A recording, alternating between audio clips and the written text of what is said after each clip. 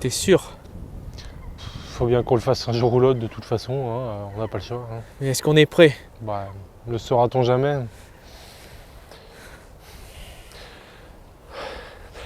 Bonjour à tous, alors aujourd'hui on va s'attaquer à un gros morceau, faites-nous confiance, ça va aller, on va y aller doucement, on va utiliser des mots simples, il y aura des jolis petits dessins, ne vous inquiétez pas. Et puis après tout, c'est une vidéo, donc vous pouvez la regarder plusieurs fois, revenir en arrière, etc. Alors donc aujourd'hui on va tâcher de vous expliquer la gestion des cours d'eau en Wallonie. J'espère que vous êtes prêts.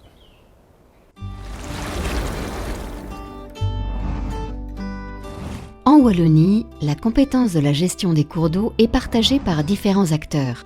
Il y a d'abord une grande division, les voies navigables et les cours d'eau non navigables. Pour les voies navigables, c'est facile.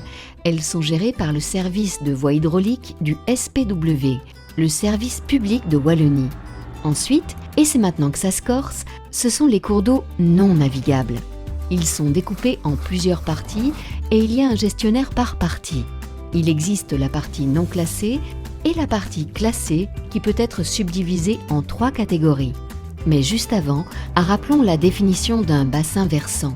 C'est une notion essentielle pour comprendre le découpage des cours d'eau. Il s'agit de l'ensemble d'un territoire drainé par un cours d'eau. En d'autres mots, c'est le territoire où chaque goutte d'eau qui tombera du ciel ou qui sortira du sol rejoindra le même cours d'eau. Ce territoire est donc le bassin versant de ce cours d'eau. Revenons-en donc à nos catégories. De la source jusqu'à ce que le bassin versant atteigne une superficie de 100 hectares, on va trouver la partie de cours d'eau non classée. L'entretien courant est assuré par les propriétaires riverains. Toutefois, ils doivent respecter les règlements provinciaux et les règles du Code de l'eau applicables à la gestion des cours d'eau. Ces cours d'eau non classés, c'est ce qu'on appelle les têtes de bassin. Et malheureusement, ils sont souvent assimilés à des fossés. Une fois que le bassin versant hydrographique a dépassé la taille de 100 hectares, nous passons dans les parties classées du cours d'eau. On trouve d'abord la 3e catégorie. Cette catégorie est délimitée par les 100 hectares de bassin versant donc, jusqu'à la frontière des anciennes communes. La frontière qui existait donc avant la fusion des communes de 1977, 77 pour nos amis français. Il s'agit des cours d'eau gérés par les communes. Une fois cette frontière passée, le cours d'eau rentre en 2e catégorie, qui s'étend jusqu'à ce que le sous-bassin hydrographique atteigne 5000 hectares. La gestion et l'entretien incombent aux provinces. Sur notre territoire, il s'agit de la province de Hainaut, et plus précisément le service Hainaut-Ingénierie Technique, HIT pour les intimes. Lorsque le bassin versant dépasse les 5000 hectares, c'est la direction des cours d'eau non navigables de la Wallonie qui prend la main sur la gestion. Le cours d'eau est alors en 1re catégorie jusqu'à ce qu'il atteigne une voie navigable. Un même cours d'eau peut donc être géré par plusieurs gestionnaires. Bon, ça va, c'est plutôt clair. Ouais, c'est vrai. Bon, c'est pour ça qu'on va encore ajouter une couche, hein, sinon ce serait pas marrant. Ah, ok.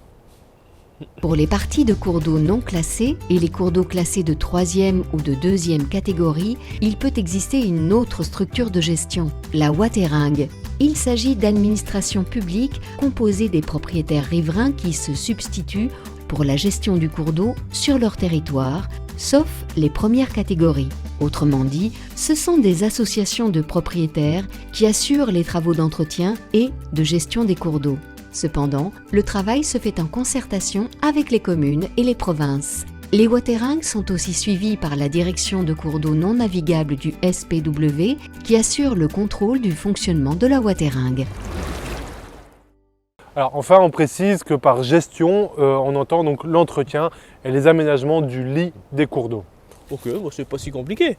Non, hein, forcément, bon, on a dû vulgariser un petit peu, hein, mais tout ça est un petit peu plus compliqué quand même. Mais vas-y, récapitule-moi pour voir si on a bien compris. Donc si je récapitule, alors les cours d'eau sont tronçonnés en différentes catégories qui sont gérées soit par le riverain, la commune, la province, la direction des cours d'eau non navigables, Bête, ou le service des voies hydrauliques.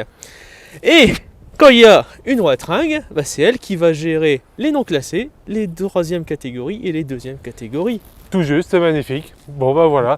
On précise également qu'aujourd'hui, l'entretien des cours d'eau donc, se fait dans le respect des règlements régionaux qui ont intégré, eux, les objectifs des directives européennes. Alors qu'on pense à l'atteinte du bon état écologique, la libre circulation des poissons ou encore la lutte contre les inondations. J'espère qu'on a été clair. Si vous avez encore des questions, n'hésitez pas à les poser en commentaire ou à nous contacter directement le contrat de rivière. On essaiera de vous expliquer d'une manière encore différente la gestion des cours d'eau en Wallonie. Pour ce qui est de la France, il existe une autre vidéo qu'on a réalisée et donc que vous trouverez normalement en cliquant voilà, en haut à droite de la vidéo. Alors comme d'habitude, si vous avez apprécié le contenu, vous pouvez cliquer sur j'aime et vous abonner à la chaîne.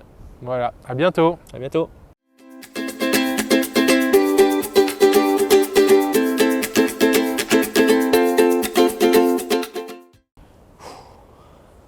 Bon, c'est quand même compliqué chez vous. Hein.